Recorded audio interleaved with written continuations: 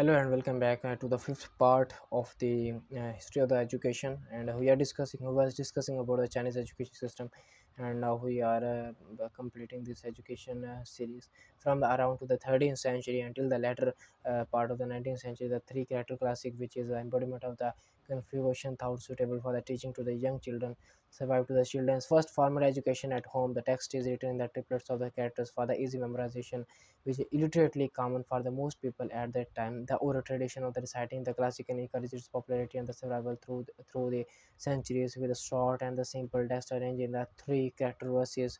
Okay, and children learned many common characters, grammar, structure, elements of the Chinese history, and the basics of Confucian morality. After learning Chinese characters, students wishing to absent in the social hierarchy needed to study the Chinese classical text, and the early Chinese state depended upon the illiterate, educated official for the operation of the empire. In 605 AD, during the Sui dynasty, and for the first time, the examination center was experimentally instituted for a category of the local talents. The merit-based empirical examination system was for the evaluating and selecting officials gave rise to the schools that taught the Chinese classical text and they continued to the use for the 1300 years until the end of the Qing dynasty, being abolished in 911 in the favor of the Western education methods.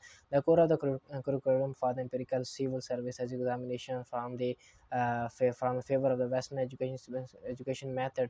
The core of the curriculum for the empirical civil service examination from the mid 12th century onward, with the four books representing of fundamental introduction to Confucianism. Okay, and theoretically, any male adult in the China, regardless of his wealth or the social status, could become a high-ranking government official by passing the empirical examination. Although under some dynasties, members of the merchant classes were excluded in reality, since the process of studying for the examination tended to be time consuming and consumed and the mostly costly. If tutors were hired, more of the candidates came from the numerically small but relatively wealthy land-owning community. And however, there are the vast number of the examples in the Chinese history with the individuals moved from a low social status to the political performance to the success in the empirical examination. Under some of the dynasties, in the empirical examination was abolished and the official post was simply sold, which increased corruption and reduced morale. In the period preceding 1040 to the 1050 AD, prefectural schools had been neglected by the state and left to the devices of the wealthy patrons who provided private finances. The chancellor of the China at the time, Fan Zhongyan, issued an edict that would have used accommodation of the government funding, the private financing to the restore and rebuild all professional and prefectural schools that had fallen into disuse and abandon. He also attempted to restore all country level schools in the same manner, but did not resignate where funds for the effort would be formally acquired, and the decree and the decree was not taken seriously until a later period. Fans tend of the government funding for the education set in motion the movement of the public schools that eclipsed the private academics, which would not be officially retrieved until the mid 13th century.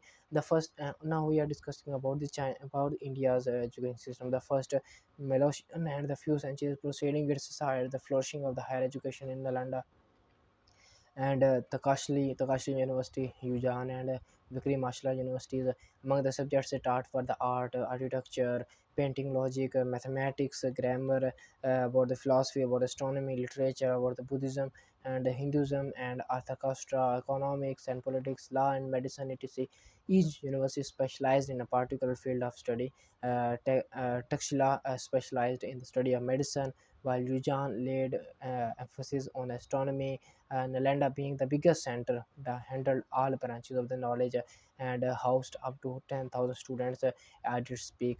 And Mahadevra, another important center of the Buddhist learning in India, was established by the King Dharpapla in the response to a supposed decline in the quality of the scholarship in Nalanda. Major work in the fields of the mathematics, astronomy, and the physics were done by Aryabhata. Approximations of the pi, basic trigonometric education, intermediate education, and positional notation are mentioned in Aryabhata, which is Menckenopism, and only known was surviving work of the 5th century Indian education and Indian mathematicians and mathematics. So the work was translated into Arabic around 820 CE by Al-Khwarizmi. Now we are discussing about the Hindu education. Even during the Middle Ages, education in India was imparted orally. Education was provided to the individuals free of cost. It was considered holy and honorable to do so. The ruling king did not provide any funds for education, but it was people belonging to the Hindus religion who donated for the preservation of the Hindus education. The centers of the Hindus learning, uh, which were the universities, were set up in places where the scholars resident. These places also became places of the privilege, so more and more pilgrims funded their instructions and illustrations for this holy purpose. And Islamic education was a major contribution for this education system. Now we are discussing about the Islamic education, and by the way, Islamic education is one of the fundamental education for the whole world's beneficiary and basic education. uh, we are discussing about Islamic education, and after Muslims started ruling India, there was a rise in the spread of the Islamic education. The main aim of the Islamic education is including the acquisition of the knowledge, the progression of the Islam and Islamic social morals, preservation and the spread of the Muslim culture. Etc. Education was mainly imparted through the maktabs, madrasas, and mosques. Their education was usually funded by the noble or the landlords. The education was imparted orally, and the children learnt a few verses from the Quran by rote. And indigenous education was widespread in the India in the 18th century, with a school for every temple, mosque, or village. Astronomy, metaphysics, ethics, medical sciences, and religion, etc. All were at under a same roof. And these schools were attended by students, a representative of all classes of society. And now we are discussing about the Japan education system, history, and their present time state. And if you are more interested in Japan's education system, so you can study the main article, that is the history of the education in Japan. And before you go into the history of the education, I want to say you about this. I want to ensure you about this, that Japan was one of the uh, one of the countries that was developed from scratch to a high and well powered economical power of the world. The history of the education in the Japan dates back at least to the 6th century, when the Chinese learning was introduced at the Yamato court. Foreign civilizations have often provided new ideas for the development of Japan's own culture. Chinese teachings and ideas followed into Japan from the 6th to the 99th century. Along with the introduction of the Buddhism, came the Chinese system of writing about the literacy tradition and Confucianism. By the 9th century, the Exogenous Kaio, also known as Kyoto, the empirical capital, and the uh,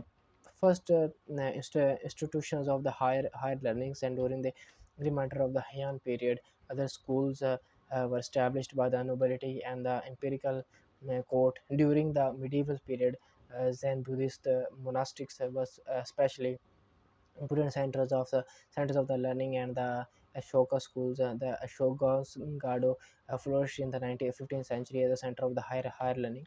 Now we are studying about the Central and and the South American civilization, and we will discuss about this Asiatic is a term used to refer to a certain ethnic group of the Central Mexico, and particularly those groups who spoke the Natholian language, who achieved political and military dominance over large parts of the Morocco in the 14th, 15th, and 16th century, a period of the referred to as the late post-classic period. in the chronology. Until the age of the 14, the education of the children was in hands of their parents, but supposed by the authorities of their Kalpoli. Part of the education involved learning a collection of the servings called the Humalti, savings of the old, and embodied by the Aztec idols, uh, judged by their language. Most of the hierarchical seemed to have evolved over several centuries, predating the exotics and most likely adopted from other how culture. And this was all about the American and the Central and South American civilization education system. I hope you will like this